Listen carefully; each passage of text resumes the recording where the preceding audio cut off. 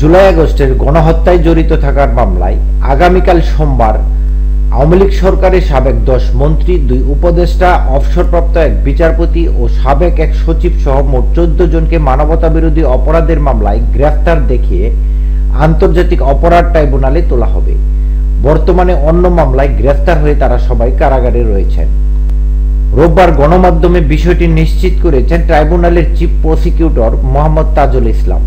গ্রেফতারকৃতরা হলেন সাবেক আইনমন্ত্রী আনিসুল হক, ফারুক খান, দীপুমণি, রাশেদ খান মেনন, হাসানুল হক ইনু, জুনাইদ আহমেদ পলক, সাবেক প্রধানমন্ত্রীর উপদেষ্টা সালমান এফ রহমান, তৌফিক এলাহি, আব্দুর রাজ্জাক, শাহজাহান খান, কামাল আহমেদ মজুমদার, গোলাম দস্তগীর গাজী, আপিল বিভাগের অবসরপ্রাপ্ত বিচারপতি শামসুদ্দিন চৌধুরী মানিক ও সাবেক স্বরাষ্ট্র সচিব জাহাঙ্গীর আলম।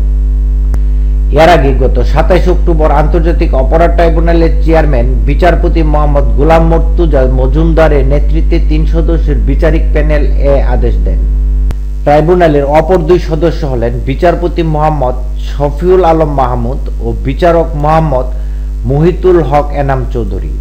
প্রসঙ্গত, গত 17 অক্টোবর শেখ হাসিনা সহ 46 জনের বিরুদ্ধে মানবতা বিরোধী অপরাধের অভিযোগে গ্রেফতারি পরোয়ানা জারির মধ্য দিয়ে আন্তর্জাতিক অপরাধ ট্রাইব্যুনালের বিচারিক কার্যক্রম শুরু হয়।